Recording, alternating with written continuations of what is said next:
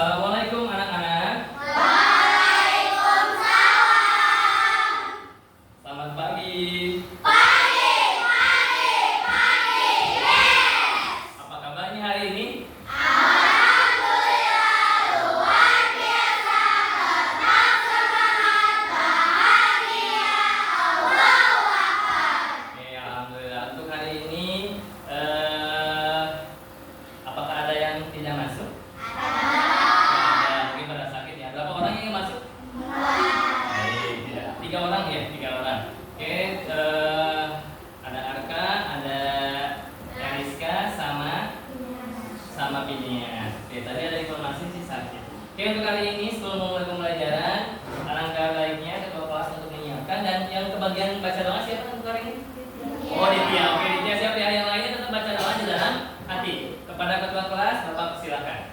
Perhatian. Siap berdoa mulai.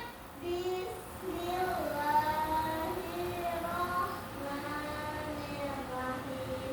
Alhamdulillahirabbil alamin. Ar-Rahmanirrahim. Maliki yaumiddin. Iyyaka na'budu wa iyyaka nasta'in. Ihdinas siratal mustaqim. Siratal ladzina an'amta 'alaihim ghairil maghdubi 'alaihim waladdallin. Bismillahirrahmanirrahim.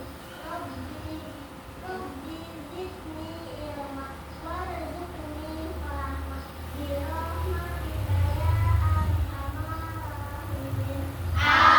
Amin.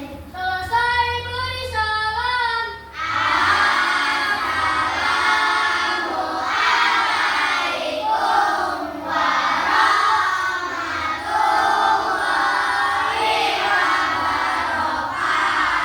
Waalaikumsalam warahmatullahi wabarakatuh. Alhamdulillah. Terima kasih kepada ketua kelas yang sudah menyiapkan dengan baik, dan kepada Ditya dan teman-teman semua yang sudah membaca doa dengan khidmat.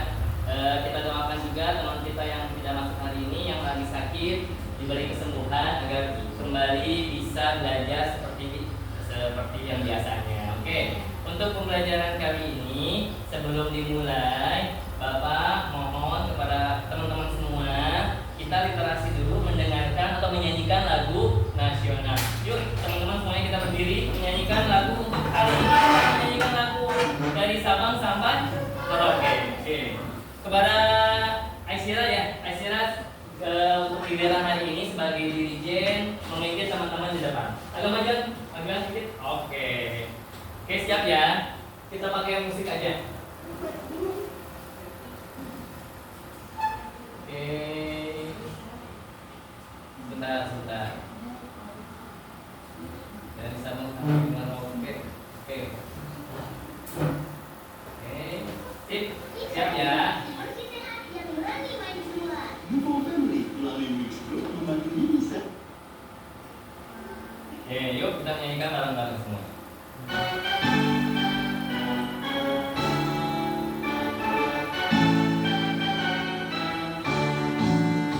Dari Sabang sampai Merauke, berjaya pulang-pulang. Sambungan nyambung menjadi satu. Itulah Indonesia. Indonesia tanah airku.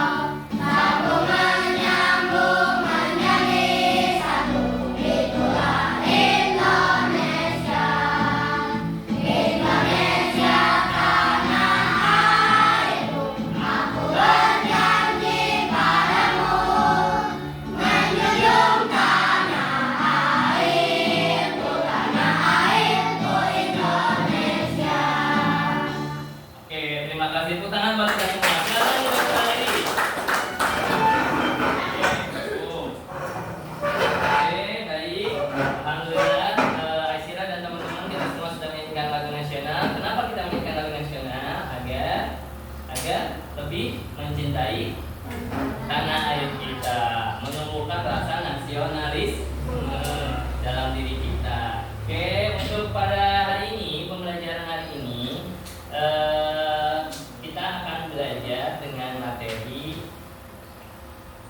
yang akan kita pelajari, yaitu tentang berpikir komputasional. Nah, komputasional, apa kata dasarnya dari komputasional?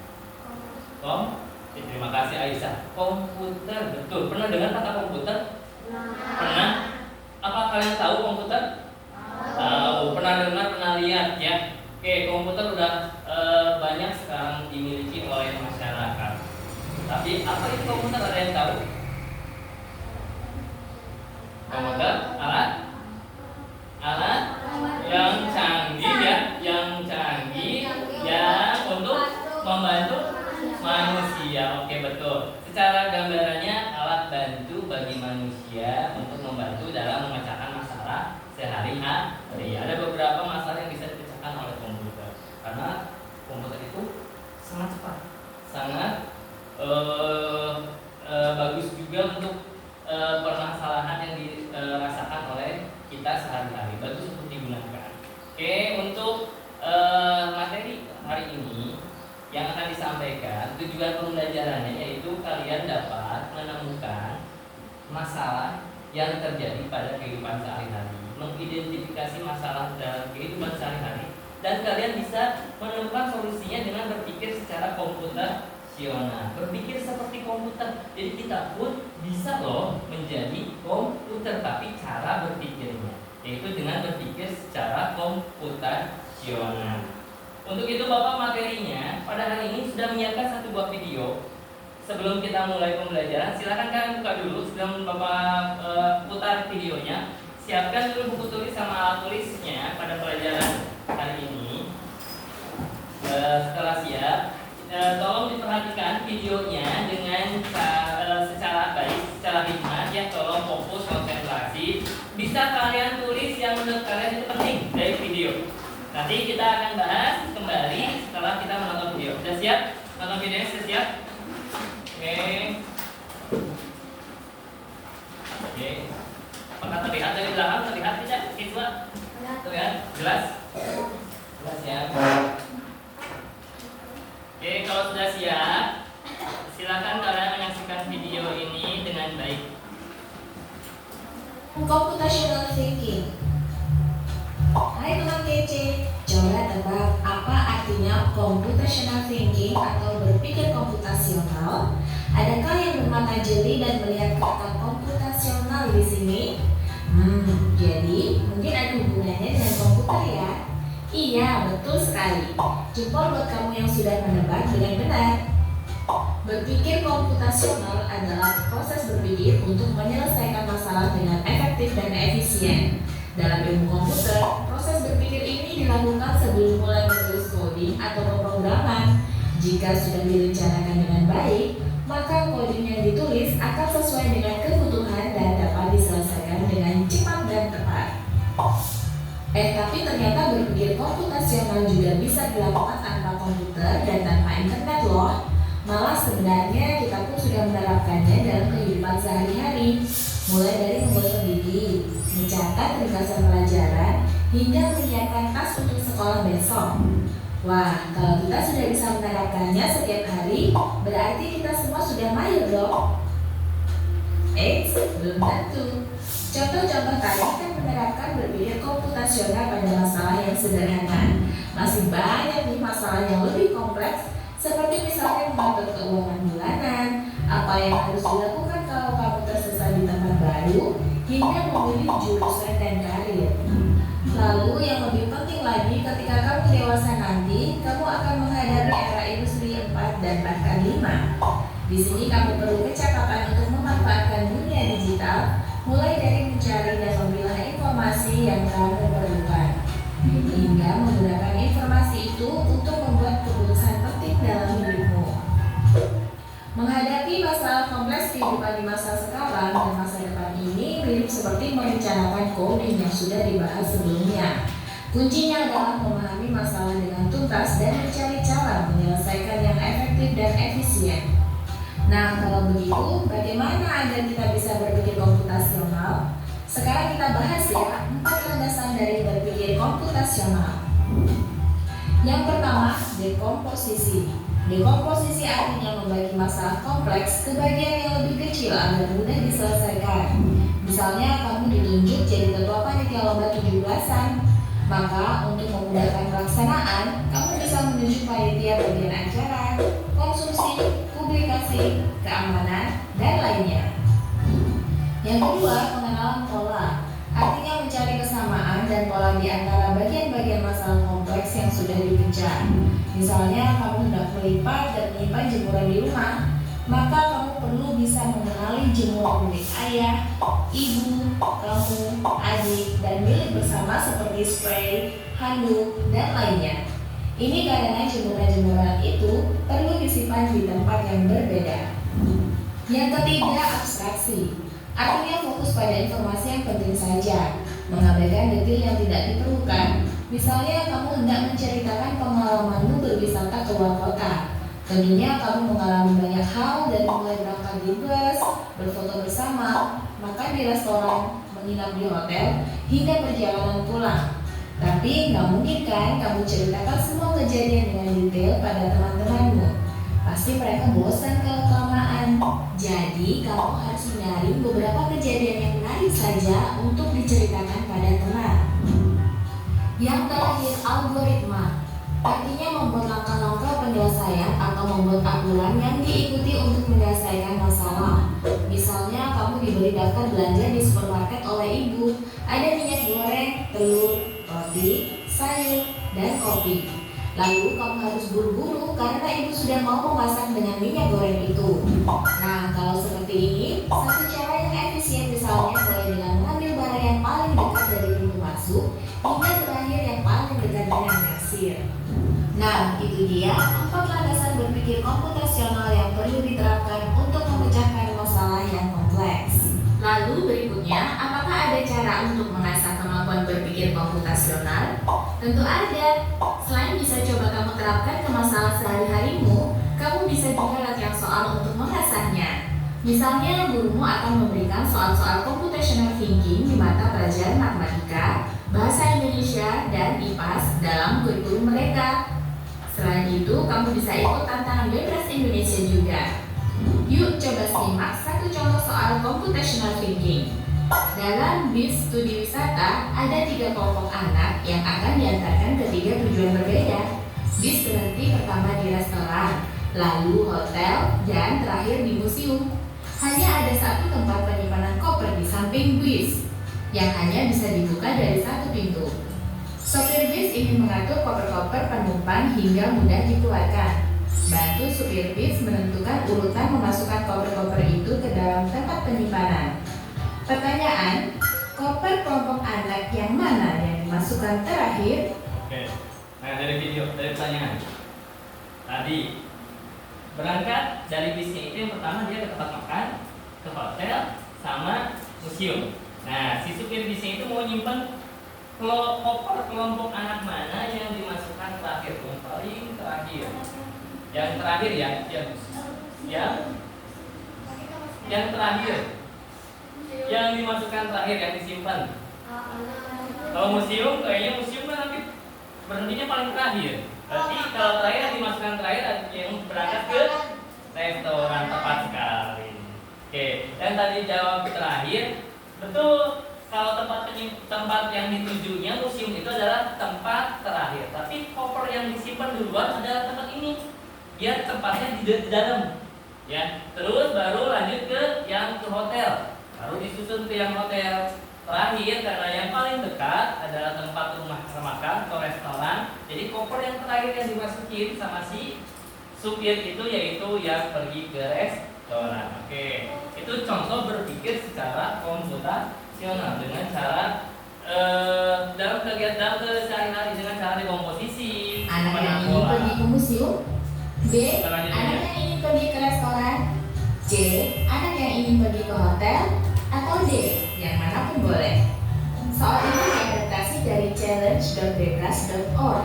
Kalau kamu tahu, coba ya dijawab di kolom komentar. Oke, kalau ini Cita, kejar ilmu, raih cita. Oke, sekian dari video mungkin ada beberapa hal yang sudah kalian lihat, sudah kalian dengar, ya. Mungkin juga sudah ada, Bapak tadi kan sudah ada yang ditulis ya. Tapi untuk mengulas kembali apa video yang tadi disampaikan oleh Bapak sudah menyiapkan materi tentang berpikir komputasional. Oke, sebentar, Bapak siapkan dulu nih presentasinya. Oke, tampilkan penuh, tampilkan. Oke, untuk mengulas kembali tadi yang di video, Bapak sudah menyiapkan materi dengan judul berpikir komputasional, cara cerdas memecahkan masalah seperti komputer di kelas 5 di SD kita, SDN Thomas 4. Oke, next. Tadi sudah dijelaskan di dalam video, berpikir komputasional bukan berarti kita harus menjadi robot atau berpikir menggunakan kode-kode rumit, tidak. Ya, dari cara yang termudah, dari standar, dari yang kita lakukan sehari-hari itu sudah. Maka bisa diambil penjelasan bahwa berpikir komputasional adalah suatu metode atau cara berpikir yang memecahkan masalah rumit, yang tadinya masalahnya rumit, yang susah, secara metodis, efisien, dan logis. Mirip dengan cara seorang ilmuwan komputer membuat program. Jadi nyambungnya bisa membuat program atau coding. Ini adalah keterampilan dasar yang berguna untuk semua orang, bukan hanya untuk programmer. Ya, programmer itu yang membuat program-program atau membuat komputer. Oke, next. Tadi sudah ya, ada 4 pilar atau 4 dimensi dalam berpikir komputasional. Tadi juga sudah banyak yang ditulis. Ada yang pertama dekomposisi, yang kedua pengenalan, yang ketiga abstraksi, yang terakhir good. Ada 4 pilar itu. Nah, untuk pengertiannya, dekomposisi pengertiannya itu proses membagi masalah yang rumit dan besar menjadi komponen-komponen yang lebih kecil dan lebih mudah dikelola. Jadi masalah yang besar tuh dijabarkan menjadi komponen-komponen kecil. Kita ambil contoh masalah, atau tujuannya dulu ya. Tujuannya agar masalah tidak terlihat menakutkan dan bisa diselesaikan satu persatu. Contoh dalam kegiatan sehari-hari, yaitu masalah besarnya itu membuat nasi goreng. Dengan cara dekomposisi yang pertama, kita pilah masalah yang besar ini menjadi bagian yang kecil-kecil. Yang pertama, menyiapkan bahan. Yang kedua, mengiris bumbu atau menyiapkan bumbunya. Yang ketiga, pertama menggoreng telur. Yang keempat, langsung udah telur masukin, bumbunya ditumis. Terakhir, mencampur semua bahan. Jadi kalau secara dekomposisi dijabarkan ke komponen-komponen yang lebih kecil, ya, terlihat menakutkan membuat nasi goreng. Padahal setelah ternyata yang pertama nyiapin dulu alat dan bahannya, yang kedua siapkan bumbunya, yang ketiga menggoreng telur, yang keempat menumis bumbu, dan terakhir mencampur semuanya. Nasi kalau mau dikasih topping yang lain, contoh kayak sosis, daging ayam, dan lain-lain. Selanjutnya, dimensi yang kedua, pengenalan pola. Pengenalan pola yaitu kemampuan untuk mengidentifikasi pola, tren, atau paralel dalam data atau di antara masalah-masalah kecil yang telah dipecah. Tujuannya dalam pengenalan pola ini membuat solusi menjadi lebih efisien. Jika kita menemukan pola, kita bisa menyelesaikan masalah serupa dengan cara yang sama. Jadi kalau ketemu lagi masalah yang sama, berarti caranya juga yang sama yang akan kita lakukan. Contoh yang tadi, saat membuat nasi goreng, langkah menumis bumbu memiliki pola yang sama. Menumis bumbu polanya yang pertama apa? Panaskan minyak dulu. Yang kedua, masukkan bumbu roiko, sasak, gitu ya, masako misalnya. Setelah itu dioseng-oseng atau diaduk sampai harum, sampai tercium wangi. Wanginya bikin lapar. Setelah itu, pola ini juga bisa dipakai saat memasak mie goreng atau capcay. Jadi bisa digunakan juga dalam masalah membuat mie goreng atau capcay. Oke, dilanjutkan. Apalagi sekarang udah ada bumbunya, itu bumbu instan ya. Langsung jadi masukin, beres, oseng-oseng bumbu instan. Yang ketiga, yang ketiga setelah pola yaitu abstraksi. Abstraksi yaitu menghilangkan yang tidak penting atau tidak relevan.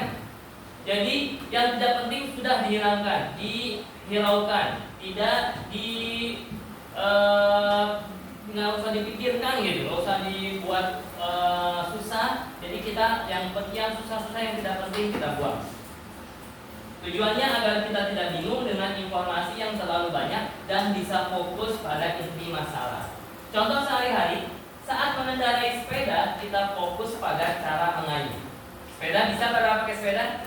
Oke, menjaga keseimbangan dan mengerem. Jadi fokusnya goesnya, keseimbangannya sama rem.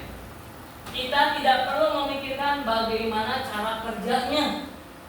Apakah si rodanya berputar bagaimana atau rantainya bagaimana, kita nggak usah mikirin. Yang kita pikirkan yaitu cara mengayuh, menjaga keseimbangan dan rem. Itu aja, kita nggak usah mikirin si rantainya, si gearnya gitu. Jadi yang tidak penting kita alihkan, kita fokus kepada hal yang penting saja.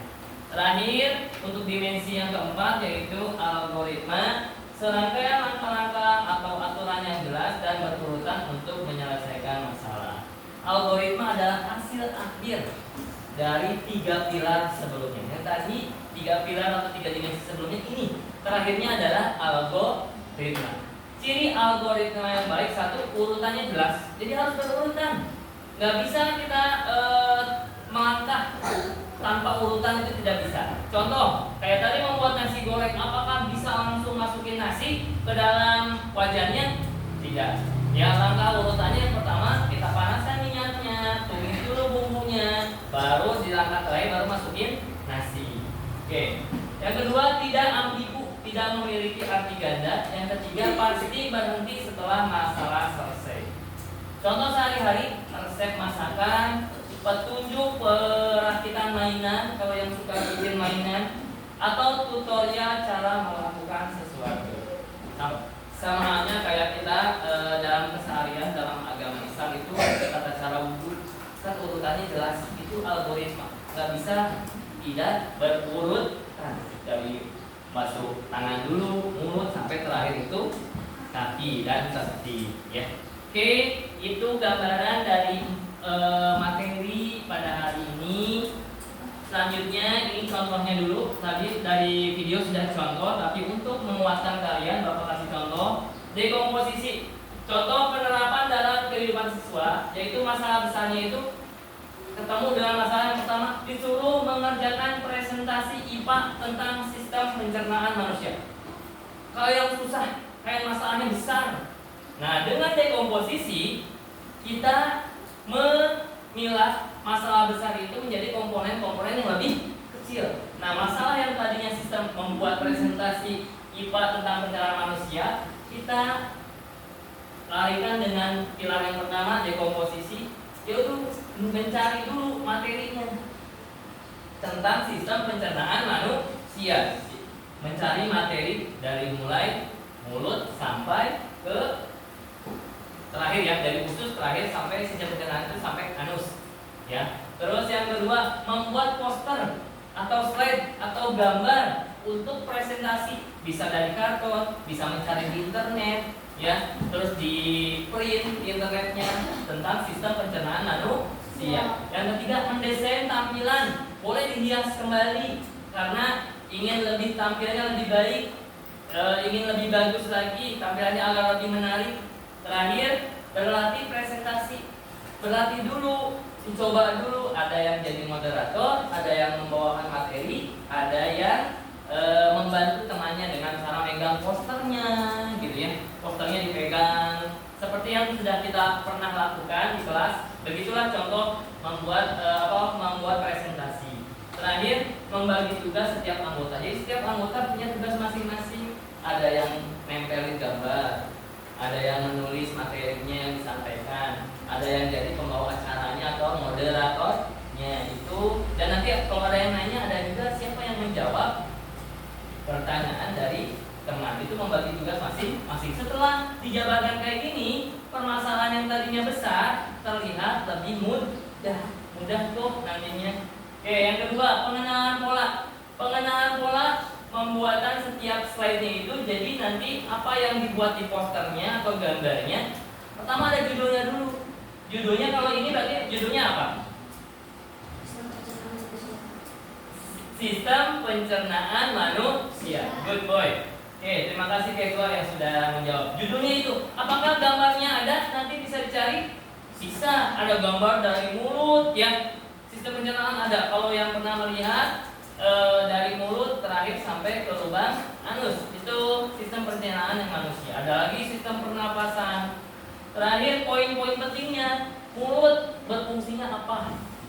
Lidah fungsinya apa? Kerongkongan fungsinya apa? Lambung fungsinya apa? Usus fungsinya apa? Nah itu. Jadi fokus kepada poin-poin penting, nama bagiannya dan fungsinya masing-masing. Oke, pilar yang ketiga, abstraksi. Setelah diabstraksinya, fokus pada fungsi utamanya saja.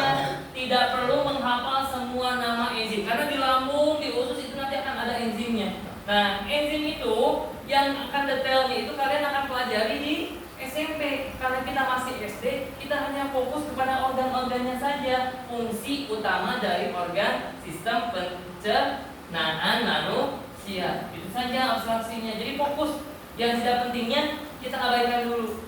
Terakhir, algoritma membuat jadwal kerja. Ini hasil akhirnya. Dicontohkan hari pertama, kalau mau kerja kelompok, terkomnya itu hari pertama kumpul materinya dan bagi tugas. Siapa yang mencari materi mulut, siapa yang mencari materi khusus, gitu, dibagi tugasnya. Yang kedua, setiap anak membuat bagian slide atau bagian gambarnya. Gambar mulut satu poster, bagian khusus satu poster, bagian lambung satu poster. Boleh digambar, boleh mencari lewat internet. Yang penting kreativitas. Terakhir, yang ketiga, hari keempat menggabungkan. Digabungin urutannya. Apakah langsung ke usus? Tidak, berurutan dari mulut, dari atas dulu. Sistem pencernaan manusia diawali dari mulut, diakhiri dengan anus. Terakhir, hari kelima sebelum tampil, latihan dulu presentasi bersama. Jadi Bapak yakin kalian sudah pernah melakukan kerja kelompok dan presentasi ya.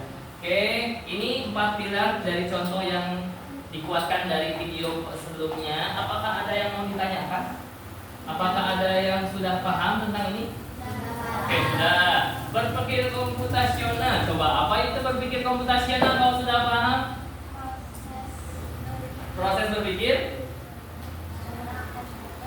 secara komputer untuk memecahkan masalah sehari-hari. Oke, ada berapa pilar? 4. Yang pertama, yang kedua, pengenalan pola. Yang ketiga, yang keempat, oke, yang keempat algoritma. Oke, terima kasih. Itu yang poin-poin penting dalam materi hari ini. Untuk itu, ini manfaatnya. Yang pertama, melatih kemampuan berpikir logis dan terstruktur. Kenapa sih kita harus belajar ini? Belajar tentang berpikir komputasional. Ini. Yang kedua, membantumu merencanakan sesuatu dengan lebih efektif dan efisien. Yang ketiga, membuatmu menjadi pemecah masalah atau problem solver yang lebih baik. Yang keempat, meningkatkan kreativitas dalam mencari solusi. Terakhir, menjadi fondasi penting jika kamu tertarik pada bidang sains, teknologi, teknik, dan matematika di masa depan. Jadi ini manfaat berpikir komputasional yang akan kalian dapatkan nanti. Nah, untuk itu kita lanjutkan dengan tugas. Ya, Bapak sudah menyiapkan LKPD. Kalian duduknya udah berkelompok kan ya? Silakan duduk berkelompok dulu. Bapak kasih LKPD dan sebuah gambar. Nanti kalian diskusikan sesuai dengan arahan yang ada di LKPD. Kalian baca dulu ketentuan cara pengisiannya. Silakan. Oke, duduknya dulu. Silakan.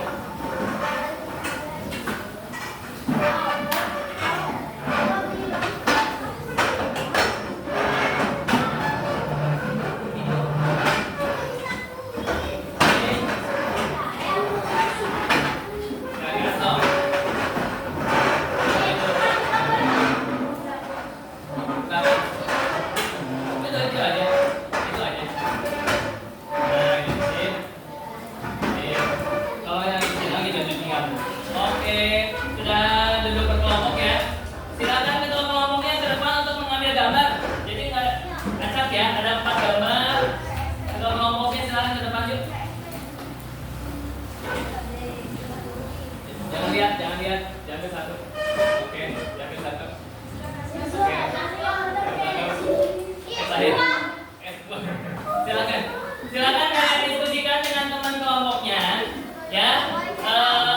Untuk cara pengisiannya kalian baca dulu dari AKPD. Oke, Bapak bagikan AKPD-nya ya.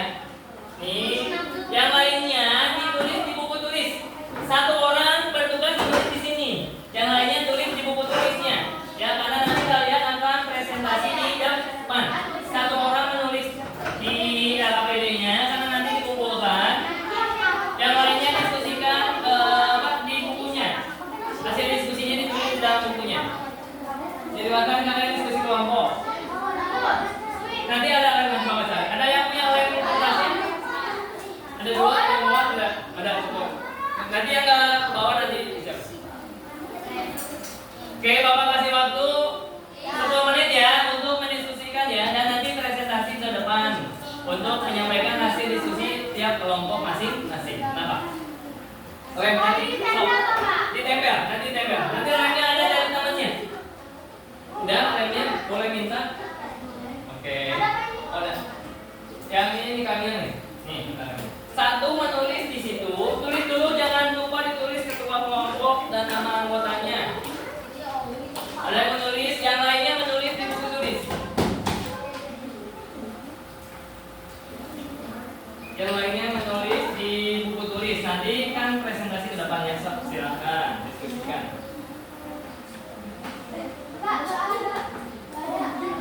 Lemnya ini sebentar. Bentar lagi dipakai dulu. Oke. Udah. Ini lemnya. Nah, kalau ada yang mau ditanyakan boleh tanyakan ya. Tapi sebelum menanyakan kalian baca dulu langkah pengerjaannya sesuai dengan instruksi. Jangan lupa judulnya dulu. Terus kelompoknya ditulis. Kelompok 1, 2, 3, 4.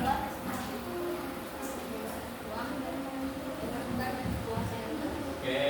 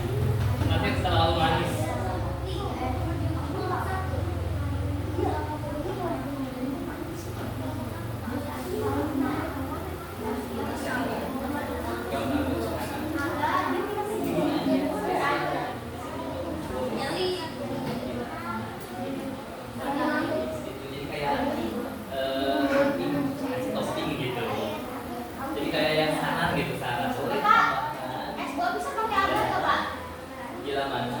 Ini teh anak ini. Agar boleh ada langkah-langkahnya ya, langkah-langkahnya disalin juga ya.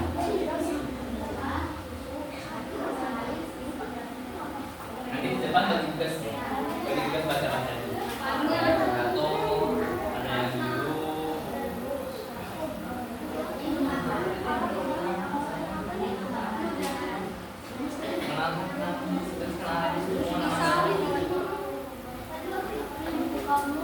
Tapi yang lainnya baca ini doang, tapi kan ada yang megang ini, pakai tulis. Ada yang tulis bacain, jangan hanya doang, pentingnya doang. Ditulis di buku. Ada pertanyaan dari kelompok ini, Aisyah? Ada? Paham ya? Oke, stop.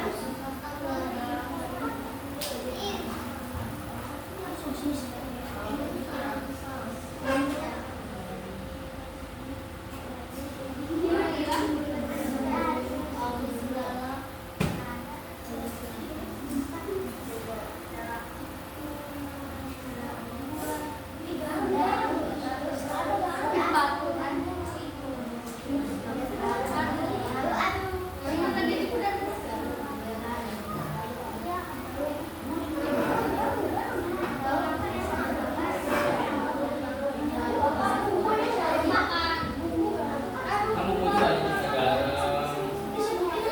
disebutin. Sako, terus atau bumbu instan tuh ada kan? Bumbu instan nasi goreng. Sama aja sih. Masak orang memang penyedap rasa. Kalau masak aku penyedap rasa, kalau garam memang garam. Beda lagi.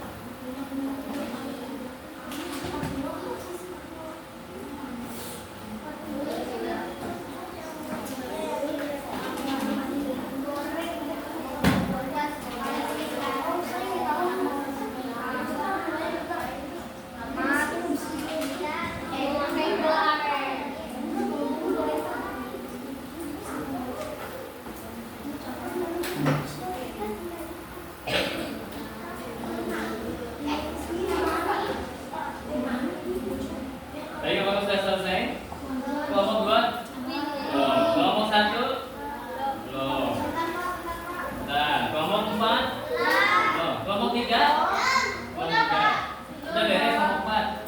Oke, sampai ke hidangan siap disajikan ya. Sampai ke ininya siap disajikan. Iya, bagi tugasnya sesuaikan dengan tugasnya masing-masing. Dengan kelompoknya. Sekali lagi yang kemarin. Tanda tangannya orang tua.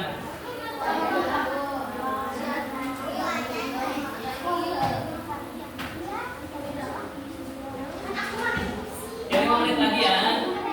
5 menit lagi ya. Biar nanti kan ada pembelajaran selanjutnya. Makan lagi.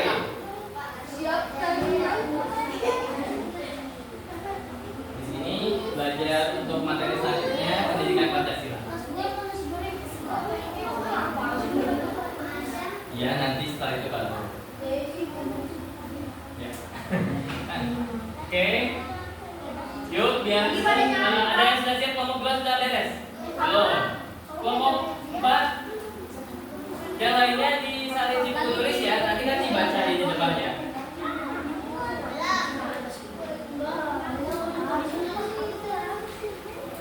Yo 5 menit lagi deh dikasih pertanyaan waktu deh.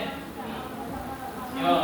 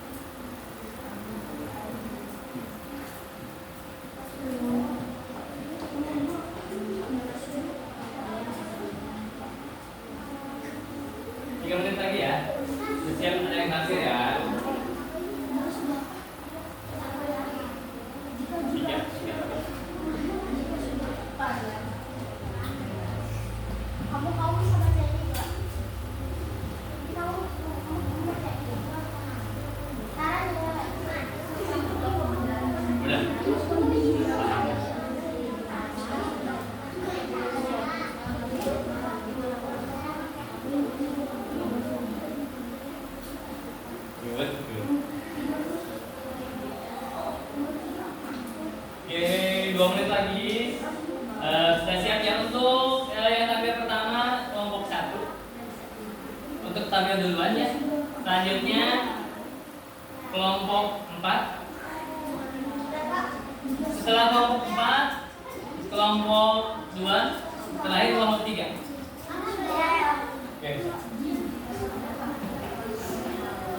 Oke, karena kelompok 1 sudah selesai, yuk sambil nunggu kelompok 2 sudah, 1 sudah, 4 sudah selesai ya, tinggal hanya nyali doang. Kelompok 3 juga sedikit lagi ya. Oke, untuk mengefisienkan waktu, Bapak persilakan kepada teman-teman kita dari kelompok 1 untuk tampil presentasi ke depan. Berdiri aja ya. Oke, silakan. Di depan. Di depan ya. Biar nggak silau, ininya Bapak pindahin deh. Bentar. Oke, sebentar. Oke, ini tutup aja deh udah ya presentasi biar nggak silau. Oke, Bapak ya. Biar nggak silau nih teman-temannya. Teman-teman yang lain tolong kita perhatikan dulu. Yang tampil dari kelompok 1 nih, silakan. Waalaikumsalam warahmatullahi wabarakatuh.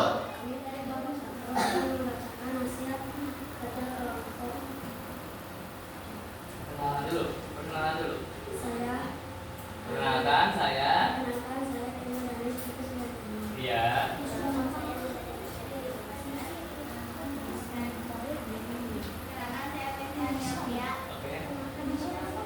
Oke, terima kasih. Agak atas di sini biar kelihatan aja teman-teman. Oke, stop. Apa judulnya? Kurang kenceng suaranya, tidak kedengeran. Apa? Oke, cara membuat pisang goreng katanya masalahnya.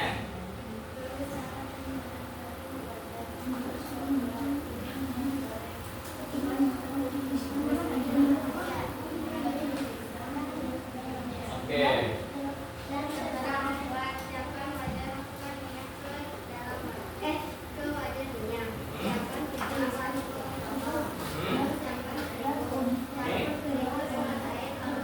Iya. Oke.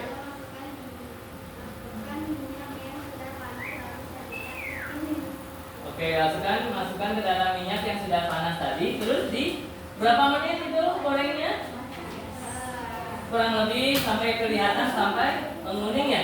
Sampai menguning baru diangkat, disimpan, ditiriskan dulu biar minyaknya turun, baru disajikan ke piring. Boleh pakai topping nggak setelah itu? Boleh pakai apa toppingnya kira-kira kalau pisang goreng? Pakai keju, betul. Pakai meses coklat seres ya. Bisa susu juga bisa. Pakai susu kental manis ya. Oke. Sesuai dengan selera masing. Setelah disajikan barulah kita makan. Oke. Suaranya masih malu-malu ke depannya nih dari kelompok 1. Kelompok 2 nanti suaranya tolong jangan malu-malu ya. Karena ya biar terdengar nanti kurang terdengar. Tapi nggak apa-apa, udah keren sekali. Hanya malu-malu saja. Oke, lanjutkan lagi kepada moderator. Ada yang ingin ditanyakan teman-teman? Fokus kepada kelompok 1. Ada yang mau bertanya? Oke, kalau pisangnya paling enak pisang apa kalau Bapak boleh nanya? Pisang kepok, oke. Pisang kepok boleh. Pisang oli juga bagus, enak banget. Yang manis-manis ya. Kalau yang pulang ada juga pisang tanduk, betul. Pisang tanduk yang besar. Oke, udah itu yang pertanyaan dari Bapak. Teman-teman yang lain ada pertanyaan? Bisa cara membuat pisang jadinya? Bisa. Oke, kalau gitu tepuk tangan buat kelompok 1. Terima kasih kelompok 1, silakan kembali ke tempat asalnya. Selanjutnya kelompok 4. Oke, silakan kelompok 4 untuk mempresentasikan.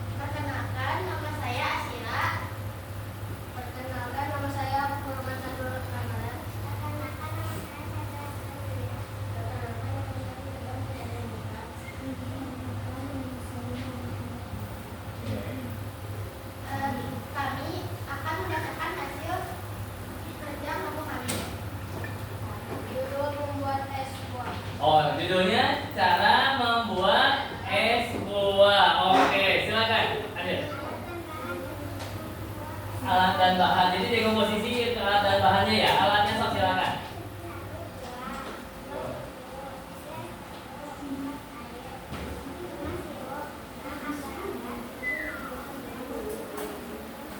Oke, alat dan bahannya. Pakai blender ya tadi ya, blender es buahnya. Kalau ini enggak, pengen bikin jus itu mah ya. Jadi nggak pakai alat blender ya. Oke, selanjutnya Sob. Nah, ya.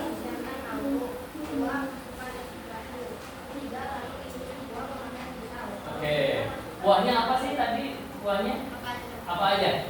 Sesuai dengan kemauan atau selera. Yang boleh kalau es buah, buahnya apa? Strawberry, melon, buah naga, ya, Sob, lanjut.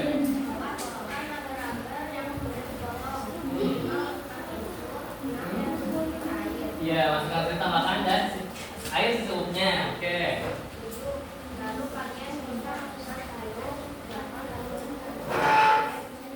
Oke. Setelah diaduk, biar merata, pakai sirup, pakai susu. Wow, kayaknya seger banget ya bikin es buahnya. Ditambah pakai tadi ada agarnya. Di alat bahannya ya, ada agarnya juga. Agar-agarnya apalagi sekarang banyak yang mas aneka rasa, ada melon, oke, itu cara penyampaian dari teman-teman. Silakan moderator lanjut lagi nanya dulu. Apakah ada yang mau ditanyakan untuk kelompok 4 nih? Cara membuat es buah. Teman-teman ada yang mau tanya? Tidak? Cukup? Udah bisa? Jelas dari penyampaian dari kelompok 4? Jelas. Dari kelompok 2 mau bertanya? Tidak, cukup. Dari kelompok 1 ada yang bertanyakan? Tidak. Jadi untuk membuat es buah semuanya sudah paham. Terima kasih. Untuk kelompok 4 silakan ditutup dulu. Terima kasih. Sekian. Sekian. Waalaikumsalam warahmatullahi wabarakatuh. Tepuk tangan buat kelompok 4. Oke, selanjutnya kelompok 2 ya. Yuk kelompok 2 silakan maju. Terakhir kelompok 3. 2 dulu baru 3 ya. Oke. Nasi goreng. Oke, yuk dimulai dari kelompok 2.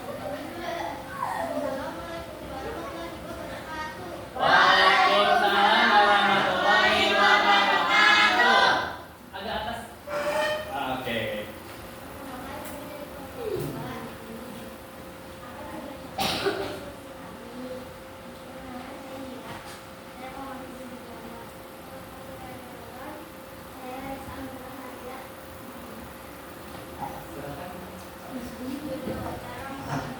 Oke, jadi masalahnya itu dibuat judul cara membuat teh hangat dari gambar ya. Cara membuat teh hangat, Sob.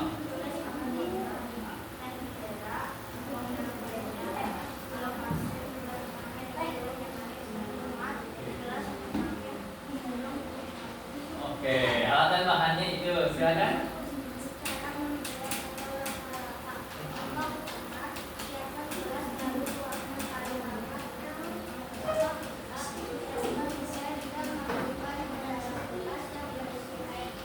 Ya. Ya. Oke. Oh, siap dinikmati. Oke, cara membuat teh hangat ya. Tadi alat dan bahannya apa saja tadi? Ada teh sesuai dengan selera, terus gula pasir bila mau ditambahkan untuk manis, gelas, cangkir ya, terus sendok dan air panas. Oke, apakah dari teman-teman mau yang tanya ini? Ada yang lain? Untuk kamu dua? Bisa? Gampang? Mudah untuk membuat cara teh hangat bisa semuanya? Bikin teh manis bisa? Bikin es teh manis bisa? Kalau mau bikin es teh, berarti yang ditambahin apa alasnya? Alasnya es batunya. Nah, apakah cara pembuatannya sama? Tehnya diaduk dulu nggak dengan air panas untuk gulanya. Diaduk dulu ya pakai air panas ya, baru pas penyajian masukin ke gelasnya itu sebelum masukin airnya, masukin es batu. Oke, mungkin ya ditutup kalau tidak ada yang ditanyakan lagi. Mau nanya? Nanya apa Sok? Silakan nih, guys mau nanya katanya. Biasanya gulanya berapa sendok? Nah, gulanya berapa sendok kata anak kedua? Sesuai dengan selera. Kalau yang manis aja, manis biasanya berapa sendok? 2 sendok. Sendok makan, sendok teh. Sendok teh, oke. Oh. Kalau pakai garam nantinya bukan jadi teh tapi jadi oralin. Gula sama teh jadi garam sama oralin. Gula kasih. Gula batu. Ada sih gula batu tapi manisnya berbeda. Gula pasir, gula batu dan gula aren yang merah itu manisnya beda-beda. Ya, tergantung dengan selera masing. Jadi boleh semuanya.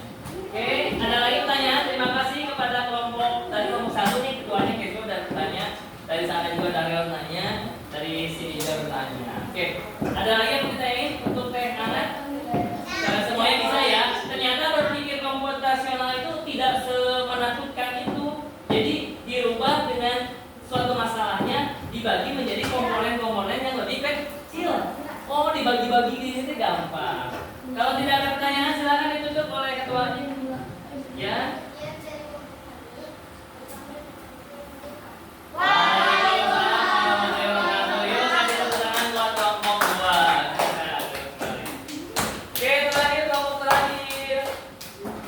Sekali lagi kasih tepuk tangannya dong, kita tepuk tangan buat kelompok 2. Nah, oke, good. Lain.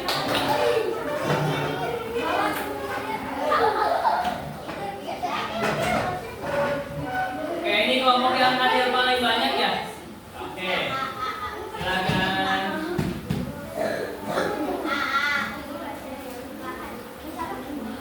Oke, silakan. Yuk, siap ya? Sudah? Assalamualaikum warahmatullahi wabarakatuh. Waalaikumsalam warahmatullahi wabarakatuh. Kami dari kelompok 3 akan mempresentasikan tentang musik kami. Pertama, nama saya Andi Surayasa. Dengan nama adalah Modal Jawan Muhammad Nadia Hija Aluna. Oke. Saya akan mempresentasikan cara membuat nasi goreng. Oke, silakan.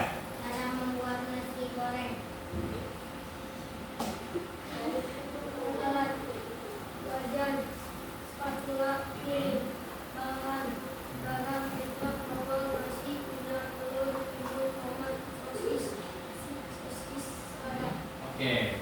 Alat dan bahannya sudah ya, Mas. Cara membuat nasi goreng. Taruh wajan di kompor lalu panaskan minyak. Setelah panaskan, masukkan bumbu dan nasi yang sudah. Setelah airnya sudah harum, masukkan bawang dan nasi. Iya. Jika sudah matang, tiriskan menjadi Oke, dihias-hiasnya pakai apa? Sayuran. Oke. Tomat ya. Iris-iris apa? Timun. Biasanya suka ada ya. Tambah kerupuk. Mantap kok timun. Oke, itu ada bedanya. Oke, siap. garamnya seberapa banyak? Ngacung dulu. Siapa yang mau tanya? Oke, tuh dari kelompok sana dulu katanya. Kelompok 2. Seberapa banyak? Sedikit aja kok. Garamnya sedikit aja secukupnya katanya. Secukupnya ya. Oke, ada lagi dari kelompok 1. Keswa tadi mau bertanya? Tidak. Ada lagi? Bisa. Ya. Bisa kalau membuat mie goreng apakah sama? Tidak. Tidak, berbeda ya. Berbedanya apa? Dari bahannya. Dari bahannya. Yang tadi mah nasi goreng. Nasi gorengnya pakai kecap kan tadi? Pakai sambal nggak? Enggak. Pedas nggak? Sesuai dengan selera. Ada yang mau tanya lagi? Tidak. Pakai sayur. Kira-kira sayur apa yang cocok buat itu? Buat nasi goreng ini? Hah? Oke. Ya ada sawi, ya sawi putih, ada sawi. Tergantung dengan spesies tergantung dengan selera. Sesi seleranya masing-masing. Oke, ada lagi pertanyaan Bapak?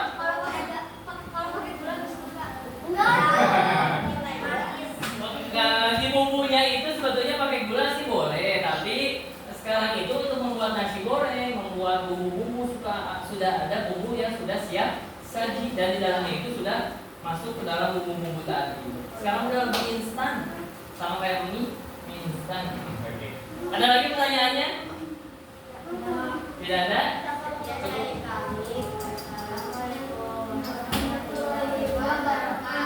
Waalaikumsalam warahmatullahi wabarakatuh. Yuk kasih tepuk tangan dulu buat kelompok juga. Oke, terima kasih semuanya. Nah, kelihatan dari tepuk tangannya ini kayaknya kurang semangat nih sebelum lanjutin. Kita eksekusi dulu. Tepuk 1 sampai 5 masih ingat? Oke, tepuk 1. Ulang lagi, masih biar semangat, biar konsentrasi benar. Tepuk 1. Suaranya tepuk 1. Tepuk 2. Tepuk 3. Tepuk 4. Tepuk 5. Oke, terima kasih untuk setiap kelompok yang sudah mempresentasikan ke depan.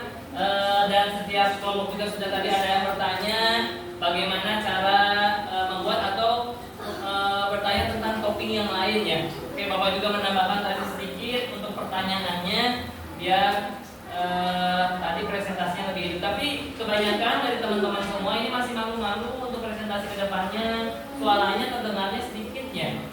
Kecil, masih kecil. Nanti lagi ditambahkan keberanian untuk tampil di depan. Oke, kita lanjutin presentasi kelompok sudah. Untuk itu kesimpulan dalam kegiatan pembelajaran hari ini tadi berpikir komputasional, kesimpulannya adalah alat bantu berpikir yang bisa digunakan siapa saja untuk menghadapi tantangan apapun. Contohnya tadi yang ada di video, di materi sebelumnya, dan dari LKPD itu dalam kehidupan sehari-hari. Jadi tantangan apapun, masalah apapun, setelah kita identifikasi masalah, kita dapat menemukan solusi secara efektif dan efisien dengan cara berpikir komputasional seperti komputer.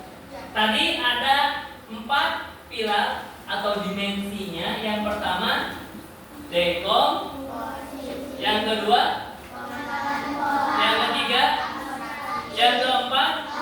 Oke, itu 4 dimensi, 4 pilar dalam berpikir komputasional. Mudah-mudahan pembelajaran hari ini dapat bermakna, dapat menambah wawasan kamu tentang berpikir cara komputasional. Oke, mungkin itu saja pembelajaran pada hari ini. Terakhir, apakah ada yang ingin ditanyakan tentang materi hari ini? Cukup?